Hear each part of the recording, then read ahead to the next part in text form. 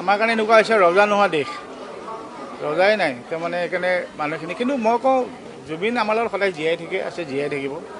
আৰু জুবিনে সদায় এটা কথা কৈ আছিল, লাইফ শ্বুড গ অন।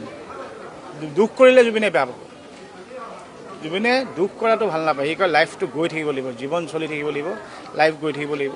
চ' এইটো আমাৰ ডিউটি, আমাৰ কৰ্তব্য। প্ৰত্যেকজন মানুহৰ, অসমৰ মানুহৰ যোনে যেনেকৈ পাৰিছে, কোনোবাই আমাৰ নেচাৰৰ লগত পাৰিছে, কোনোবাই মিউজিকৰ লগত পাৰিছে, কোনোবাই চিনেমাৰ লগত পাৰিছে, চবে নিজৰ ডিউটিখিনি কৰি থাকিলে আমাৰ এনেকৈ চব বস্তু জুবিনে ভাল পাব। যদি আমি চবে আগবঢ়াই লৈ গৈ থাকোঁ, তাতকৈ বোধহয় হেপী আৰু জুবিন নাথাকে। আৰু সি যিহেতু আমাৰ লগত থাকিব, সদায় চাই আছে।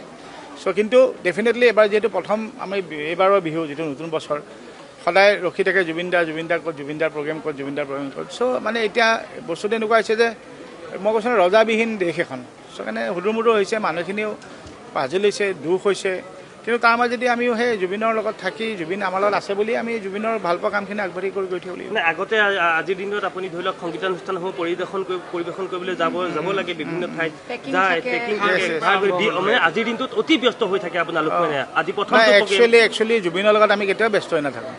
আৰু জুবিনৰ লগত একো প্লেন নাথাকে, একোৱে প্লেন নাথাকে। সন্ধিয়া খালি এটা মেছেজ এটা জানো, আজি অমুক জেগাত প্ৰগ্ৰেম 7টা বজাত বা 9টাত গৈ পাবি, সেইটোৱে আমাৰ প্লেন থাকে, বাকী কোনো একো নাথাকে। চ' আৰু জুবিন গাৰ্গে একো বস্তু প্লেন কৰি পেলাই বিহু প্ৰগ্ৰেম কেতিয়াও কৰা নাছিল, প্লেন কৰি কি গান গাম কেতিয়াও কৰা নাছিল। আৰু প্লেন কৰিব কেনে 30,000 গানৰ কোনটো চিন্তা কৰিব, কোনটো গাম আজি। চ' আমি ষ্টেজতহে গম পাইছিলোঁ, এতিয়া ফটকৈ কৈ দিয়ে এইটো গানতে বহুত দিন কৰা নাই।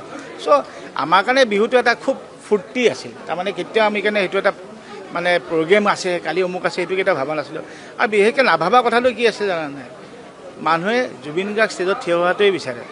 পিছফালে কোনে কি বজাইছে, কি জুবিন গাৰ্গে গাইছে, সেই চব লৈ মতলব নাই। জুবিন দা আমাৰ গাঁৱত আহিল, bus that was the main উদ্দেশ্য আছিল কমিটিখিনিত।